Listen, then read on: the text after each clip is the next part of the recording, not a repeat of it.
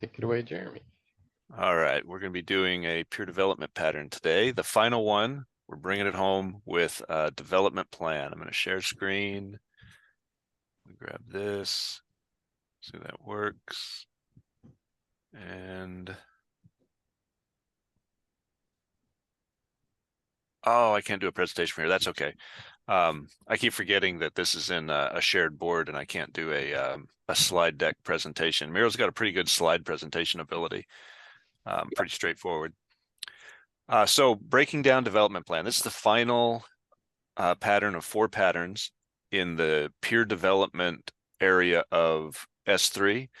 And if I were to summarize peer development, it's how do you invest in learning for an organization and for domains and groups of people collaborating and working together? How can you keep investing in learning and keep applying resources, time, and effort to the growth and learning of the participants and of the effort, the organization, team as a whole?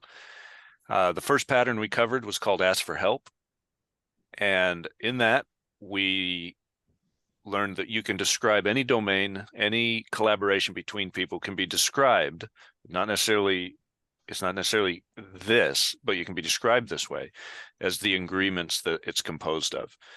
And these agreements in S3, that's going to be logbooks, backlogs, documentation, domain descriptions, drivers, those kinds of things. These compose the organization. And our agreements fundamentally are a single question: who is helping who with what? So there's 3 things you're identifying. You're identifying 2 roles, and you're identifying typically a driver, but a task that's being undertaken. When we identify those roles, we see we've got a helper and a helped. And by identifying the roles, we can then define the responsibilities and the things that need to be taken into consideration. For example, the vulnerabilities that come up from being in either of those roles. And when you know those responsibilities and you know those considerations and vulnerabilities, you can be successful in structuring agreements that are effective and actually help each other. And the background for this, the underlying conditions that you need to establish are respect for each other's agencies. You need to be able to engage reciprocally. There needs to be accountability that goes both ways. And the priority needs to be learning and growth, not administrative concerns, not operational concerns. It's about development. The second pattern we covered was peer feedback.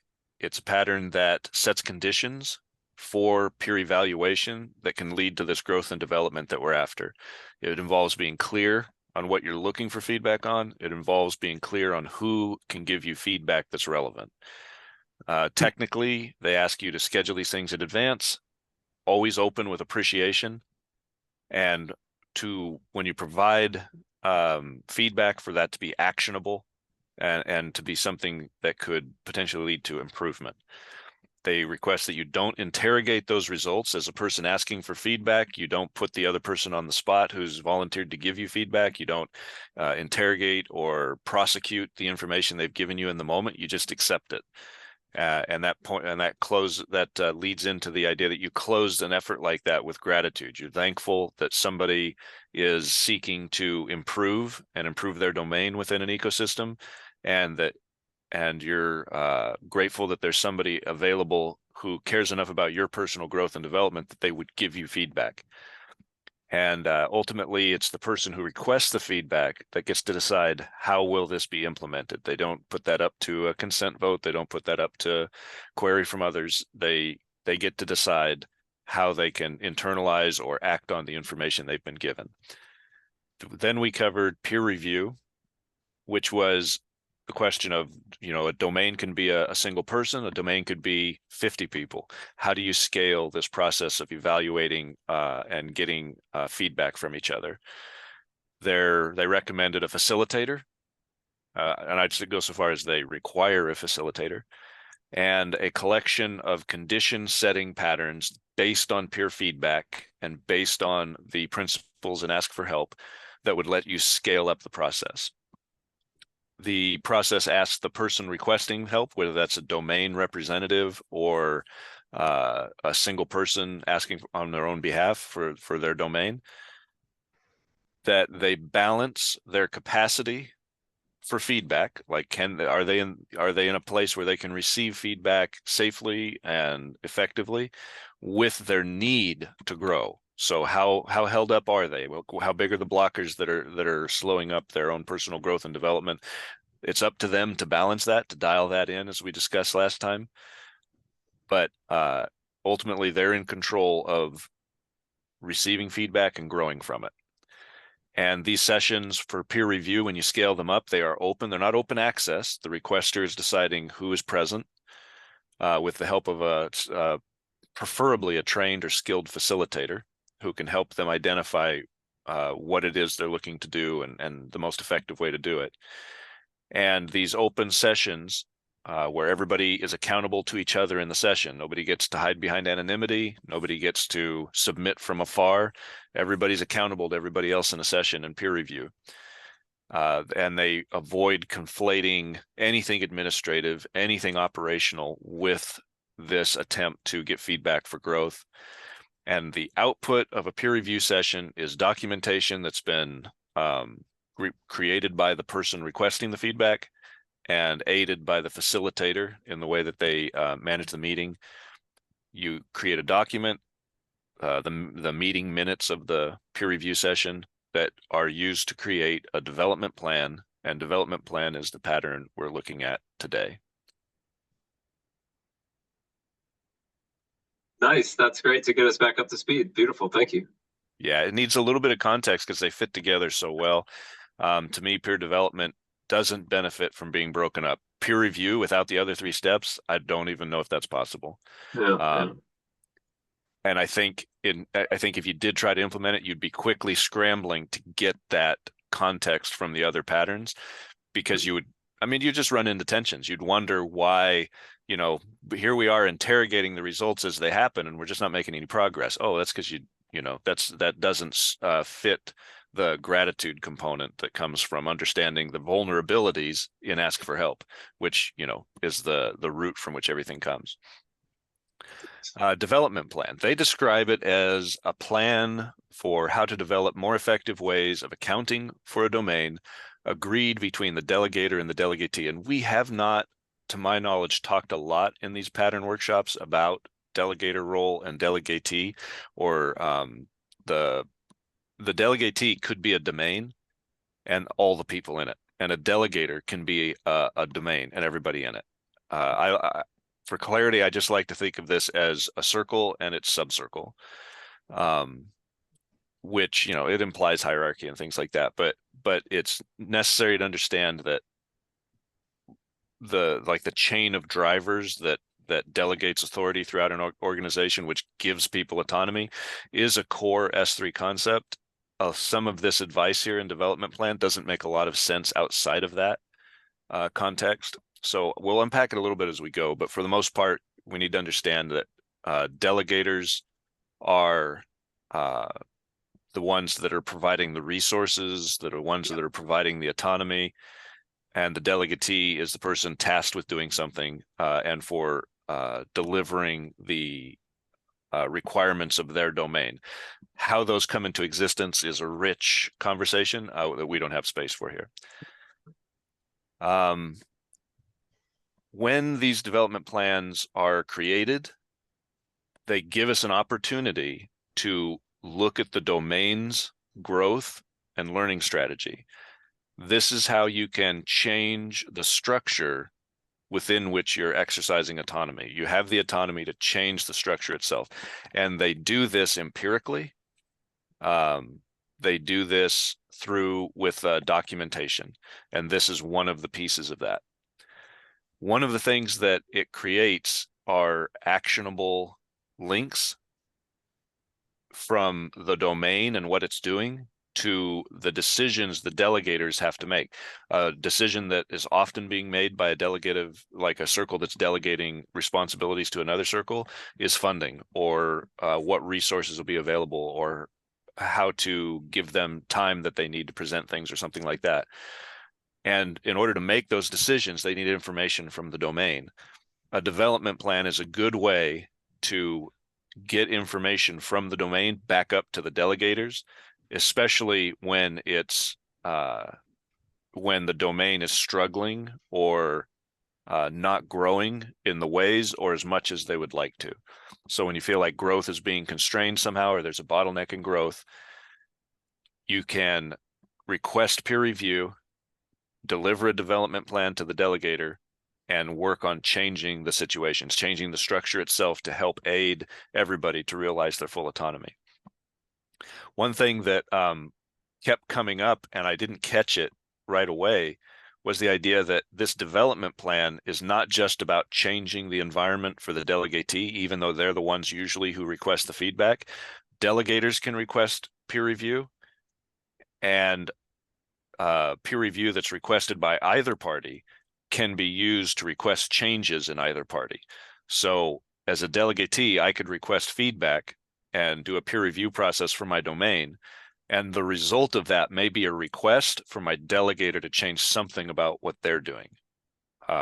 So it's an opportunity to send information up and to send information down, because you could reverse that process for the delegator. Two of the things that are created, like actual artifacts that come out of the development process, is documentation that goes into an organizational logbook or a domain logbook. The logbook, I don't think we've covered that yet either, but the summary of it is it's where the important agreements go. We said that you could describe any organization by the agreements that make it up. The logbook is where you should be able to find those. All of the relevant agreements should be in there. And then the backlog it's literally just an action item list for a domain and what they're about to execute next. A development plan will create new entries for that are transparent. It's open. People can see them. They can know that they're there, and they can know that they need to be in the action backlog for that domain. So they can tell if it's being done or not being done. When you establish a domain, there is a need for review of that domain to fit the idea of continuous improvement and empirical decision making. So anytime you have anything that's like review, you need to have evaluation. And one of the things in domain descriptions is that you, in the process of describing a domain, you figure out how will you evaluate this domain in the future. When you get to your review periods, what will you be doing to evaluate it? Peer review is an excellent way to do a domain evaluation. It gets feedback from everybody. You get a chance to do things like rounds. You get to stand people up and have them say, hey, here's what I thought went well. Here's what I think we're doing well. So you can lead with those positive attributes and appreciations. But it makes an excellent evaluation criteria. So if you're sitting there creating a domain, you're like, I don't know what KPI to include. I don't know what we should be measuring for this exactly. How about this? In 3 months, we'll do a peer review of this domain, and we'll request feedback on what we've accomplished, and we'll get that into a document that we provide to people so they can look at that and then provide feedback to us. And we'll run a session, and that session will be the actual review of our efforts. So it does fit a very a necessary component of domain evolution in S3. They have a recommended format for it, for a development plan. They always recommend that you frame the development plan as being for a domain.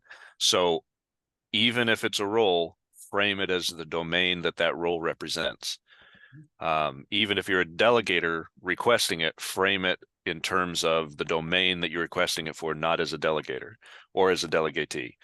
So the domain becomes, it really is about altering the structure of the domains, and the domains are the way that autonomy is encouraged and supported in S3 and sociocratic practice. The first thing they recommend that you have on this development plan is right up front, any amendments that you're going to have to the strategy of how that domain executes. So this is just going to be their high-level approach to delivering the value that domain is there to represent. They'll need you to list the action items. These are the specific updates to your backlog that will be, that if this is an accepted development plan through a consent process, that this is what's going to be updated on the action items list. And then anytime you update strategy domain description or even the backlog, you change what you need to evaluate in the future. So anticipating that and including that in the development plan is also a recommended practice, anticipating how the evaluation criteria will change as you change the domain. And finally, in the area of what the development plan is going to change, any amendments to the domain description. That's pretty obvious. If you're changing the strategy, if you're changing any action items that you're trying to do, it may lead to an amendment to how that domain is being described in their domain description. That is the process that actually undergoes consent. So when you create this development plan, you're going to engage in consent between the delegator and the delegatee to accept it, update everything, and put in the changes.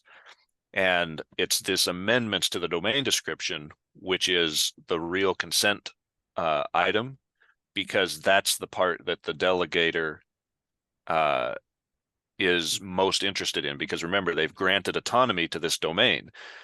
It's up to the domain what their strategy is going to be. It's up to the domain what action items they're going to take to integrate that strategy. But it's an agreement between them and the delegator as to what that domain is for. How would you describe the domain? So that's the part that's getting the consent applied to it. They do lead, though, with the autonomous decisions that back up the decision to do this. And then it's in the evidence category for an empirical observation and documentation of a change process. You include the minutes of the peer review, which includes the current domain description. So here back to back, you've got the amendments and the current description, so you compare them directly and see what you're changing specifically about that domain description. And then obviously you've included the appreciations you received, what's working well, and the improvement suggestions that have come from peer review to act as evidence points for the changes to amendments and strategy and everything else. And finally, close this out. I made a couple of versions of this domain development plan. One's in HackMD, a markdown document. The other's a Google Doc. These are links. You can just go there and make copies and have that template available for you. Hooray. And that's that. Thank you. There you go. I'm going to stop share. The thing that jumps out at me, I kind of, it's funny going from something that's simple and like rounds and something that we use like rounds. And I have a lot of, I have some firsthand sort of observations and feelings about, I don't have a sense, like a felt sense of an embodied sense of the development plan and the whole peer, I think the category is peer development. I think, isn't that right? The whole thing is peer development. And it's like ask for help, peer feedback and peer review, and then this development plan. This is a big pattern. And I'm curious. Yeah, I think a lot of the terminology is important to get down. And I'm curious about like, what is the minimum, like, how could we practice it?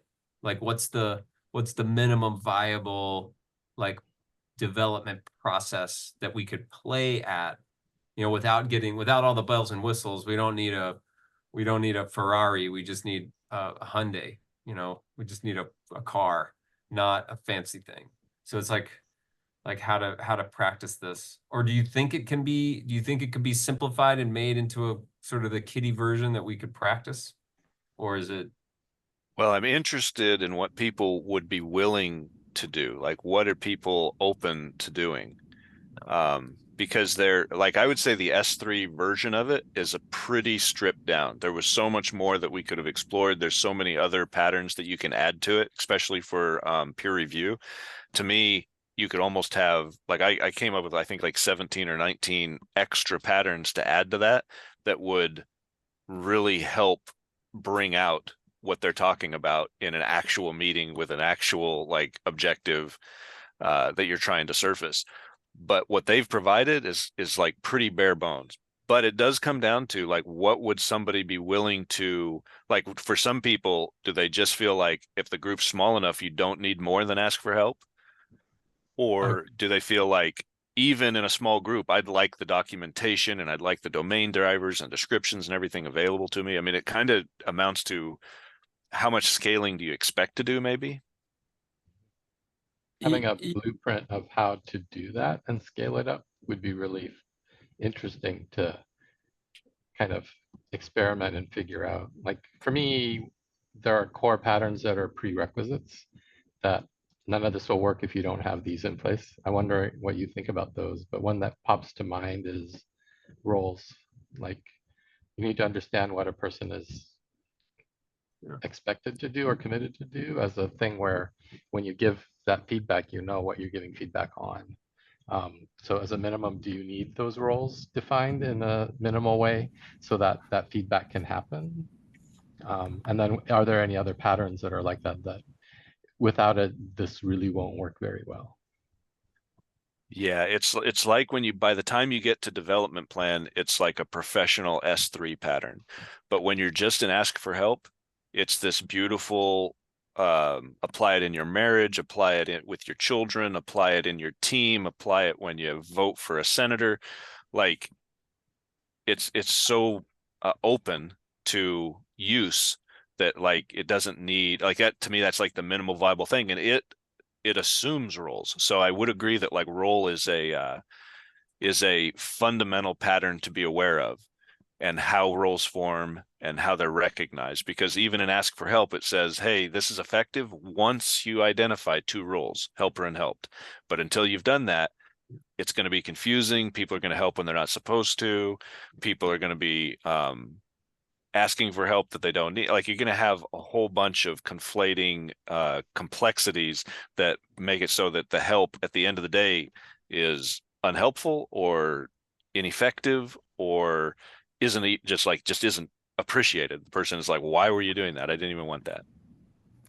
I would respond a little bit differently and say that the more fundamental thing is the domain description, because the domain description is the basis for a role.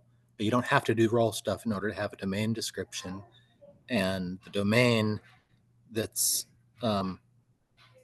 achieving maybe doesn't need to do this process, but a domain, but if I think in practice, any domain can use improvement. So for me, it's that basic thing, and maybe the basics of consent and rounds. Yeah. I was going to add consent is, I think, like for this pattern, like I don't know. Well, yeah, even for ask for help, consent is in there. It's built into it. There's a consent process involved. Yeah, so consent is absolutely foundational. Voice is absolutely foundational, although with two people that should be relatively easy because even with listening and talking balanced, it's still 50-50, as opposed to bigger groups. So I think that kind of comes with the territory. Like you almost can't have a round. That's just one person. If you're not doing rounds in a one-on-one situation, it means just one person talking.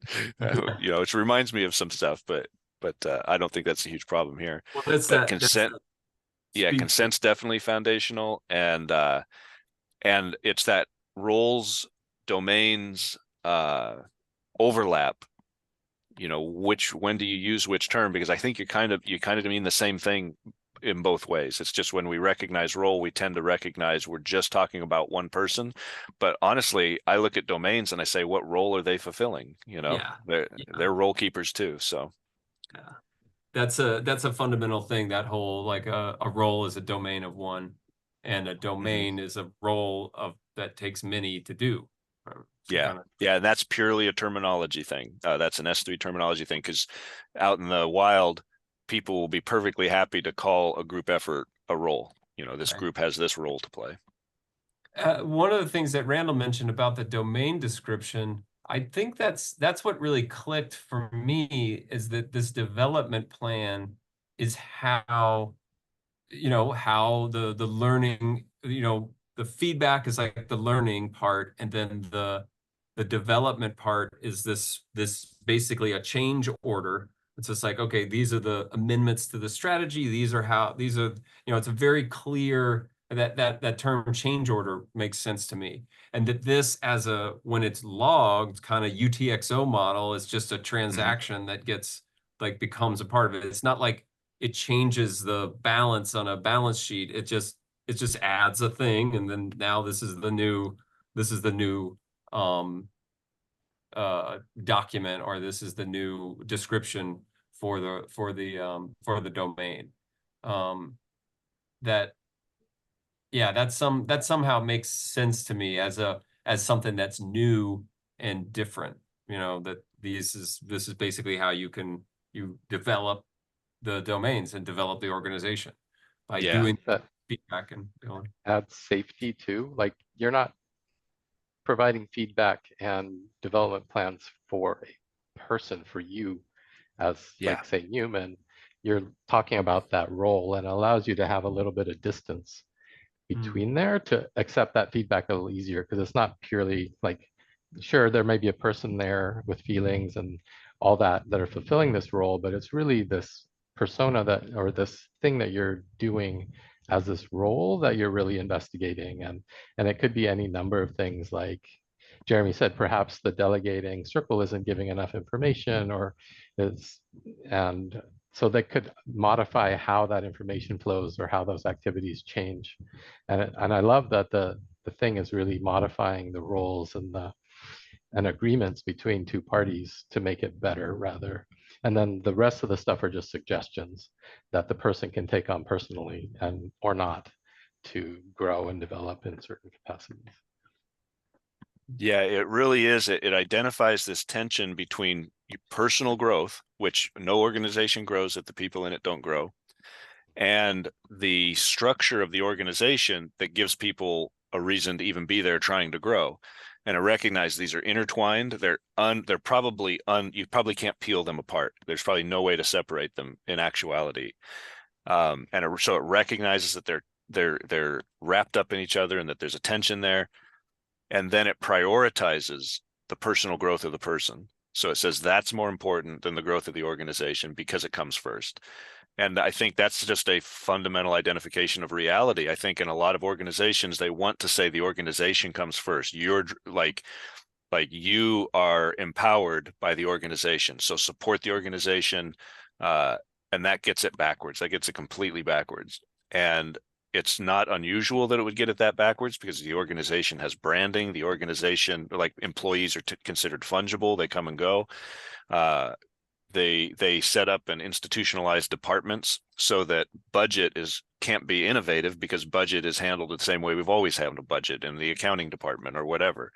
And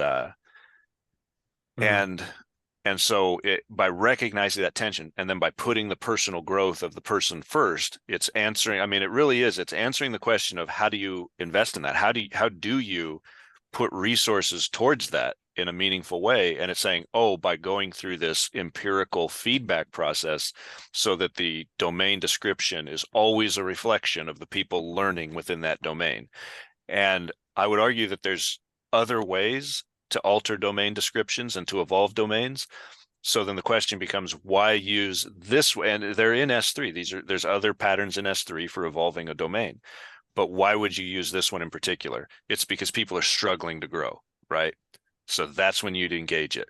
When there's a lot of good growth and you're pivoting the domain because there's opportunity or something like that, you don't necessarily need a peer feedback session. But peer feedback says, let's listen to the people in the domain. They've got something they need to tell us. And in constraint theory, this is the idea that the bottleneck oftentimes has no way to tell downstream or upstream that they're having problems. And until, the outputs way downstream are like, wow, where's, the other 50 widgets? We put in enough here to have 100 widgets. And then they finally go do an autopsy on the process, and they find some overworked team in the middle that's just like, we can't process 100 widgets. We can't do it. And they're like, oh, okay, well, you should have told us something. Well, this is the ability for these people to tell. And they do it by requesting that feedback. I think that's the soundbite right there. That makes it really make sense to me, is that those bottlenecks having the ability to basically surface the by asking for help, by going through the review process, and then making a change development. Yeah, I mean, Yeah, it's we simple as that. we keep seeing in these patterns in S3, we keep seeing the needs of an organization to function and behave like the humans that make it up. And this is like, this feedback is almost like, okay, so how does an organization learn? But also, how does an organization listen? Like, how it doesn't have ears, how can it possibly listen? Okay, well, these things unpack that and they give it that potential. The sensor array. Yeah, sensor array. It's great. I loved Okay. the idea when it was being applied to Catalyst Circle. It didn't work out, but the idea is sound. I feel bad because like you, I was like, that sounds awesome, but then it didn't work out all that great. I guess yeah. Oh, let's not end on that. All right. So what's coming back for me here is the same thing that I was struggling with last time or the time before in some of the other presentations about this topic area, which is the entry point for feedback and development. If a person isn't allowed in the culture of S3 to say to another person, you need feedback, you need help. The question that arose was, how are they supposed to know? And what's come arising from your content today, Jeremy, is the answer is request peer feedback in another domain that's being limited by the person who needs the feedback, which fundamentally feels super passive aggressive. And it can you put a different frame on it that can fix this feeling of that just feels weird? I'm not sure I can fix a passive aggressive framework. It's definitely not passive. It's definitely active. So what's the context within which a downstream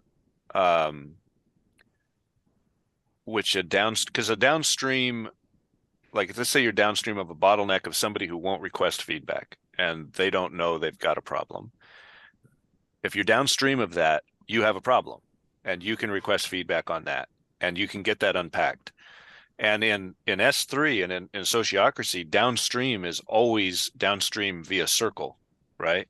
So there's going to be a circle above you that's delegating that to you. I don't know that the structure allows for non-related domains to ever impinge you. You have too much autonomy. You have too much ability to pivot and make other decisions and change how you're working, even to change your outputs. You know, as long as your domain description, as long as you're staying true to that, you're in good hands. So I believe the only like bottleneck link that you could experience has to come from above you or below you, to where you have an output that isn't being picked up by a subcircle that you're a delegator to, that your group is delegating to. So I think that prevents the aggressive, because everybody's already got agreements in place about how they're working together. And then the passive is, it's a very active process to engage in requesting feedback for your domain and then getting people to participate and do all that. Well, the implication of passive aggressive for me here isn't combination of passive and aggressive. It's you're doing something that has one purpose, but you're having to go about it through a different avenue. Yeah. The implication being, you know what the problem is, and this is like a roundabout way of going about it. And to that, I would just say, be careful about certainty. You may not know that that's what the problem is. So unpacking within your own domain where the issues are coming in would take precedence over thinking you know what the problem is. Yeah, that's interesting. So if you're downstream, you're not getting what you need to do what your responsibility is. Mm-hmm. You, through this process, you can expose the fact that you're not getting what you need. Yeah, exactly. And then the other way is the way I picked it up from you, as a member of a higher level circle, where a sub circle isn't achieving, it isn't contributing what is expected or is what is needed in order for the higher level circle to achieve its domain purpose. That's the scope in which the development plan and peer feedback process can be used just from a shared accountability standpoint. Did I get it right? Yeah. Yeah. And you've got a couple of things we haven't talked about that are at work in an S3 pattern. One is double linking. So you've got like these two really obvious people who are going to be part of this feedback process. And then if you did suspect you knew what was going on, that should be somebody that's invited to the process. And they may have something to tell you don't want to hear too. So it really does invert and go back onto like, I'm asking for feedback because I'm ready to grow and learn. You can also, like at a personal level, if it's like a conflict or something, you can invoke the ask for help outside of circles. You just go to that person directly and say, I would like to ask for help. I'm seeing this. What do you think? How can we resolve that? And it allows you to have direct interaction there. There's also governance actions where you have a tension and you can bring it up and then it becomes a governance thing. And then that could be because there's communication issues or whatever. But like Jeremy said, you're not assuming the root cause is the other person's just a dick. It might be something else. And this allows you to get to the root without having those summary judgments up front. Yeah. And if Yeah. you've already delegated and gone through that process with somebody, it's really hard to, I personally, I think it's going to be hard to sneak through the kinds of relationships that can disintegrate like that. I just think there's going to be that openness if you've gone through these processes to even establish these things that you're trying to change. Love it. Love it. That said, for most of us, this is theory. So getting the praxis group going and actually practicing some of this, I think will be very, very valuable at some point. I had a flash of role-playing game, you know, like, oh, this is the situation, the game master reads it out and you're like, okay, I'm experiencing this tension. I'm gonna play my, ask for help card. Okay, roll a 10, a D10 against your ask for help skill, or I just had that flash. I was like, oh yeah, this is a thing. This could be a thing. Yeah, I think our investigations into that, what it turned up for me fundamentally was you've got to get the stakes up if you want those types of practices to be effective. You got to get some stake in there. And yeah, I'm really looking forward to the next phases with this. I'm super happy with the study group and going through the patterns and getting us into things, and I feel like that urge to practice in some sandbox with it. And maybe the S3 community, I think they have some case studies, and they periodically have meetings where they do stuff. So, and we now have enough activity going on within Odin itself that we could start doing some of these patterns to say, hey, how's marketing going? I'd love to know how I'm doing, or anything else that we do, S3 study group or whatever. And because we have roles, I facilitate a lot. There's other people that do different things. Those could be micro opportunities for that feedback. It doesn't have to happen quarterly or whatever either. Yeah. Yeah, I could see because I've got like the Maptio proposal floating around out there, and I could submit that to these processes based on tensions I'm feeling around it, just as like an example, because on the one hand, I feel like it never needed all the process that went around it. It just wasn't asking for any real resources or anything like that. But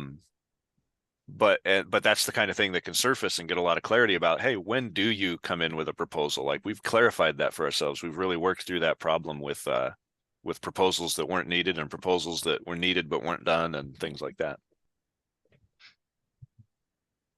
Yeah.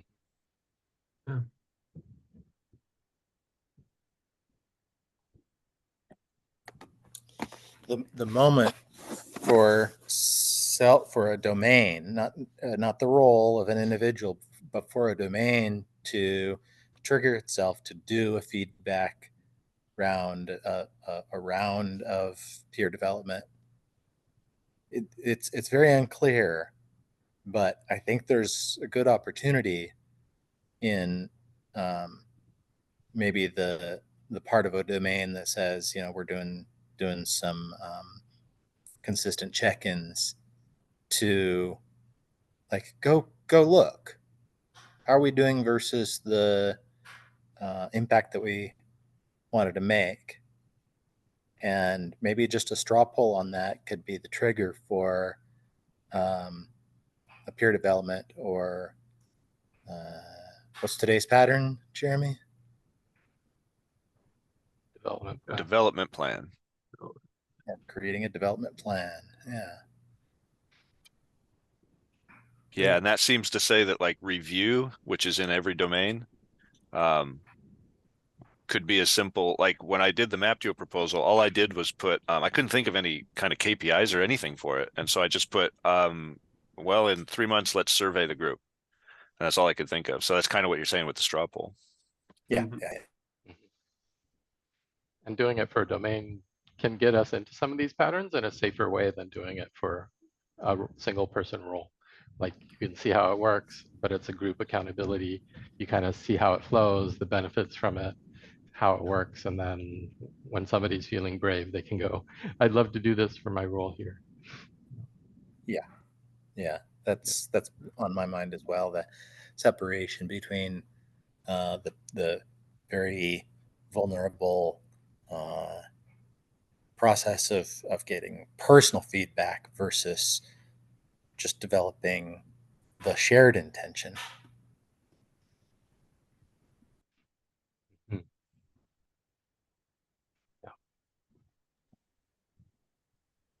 Well, I think we did pretty good on that. Another 45-minute presentation.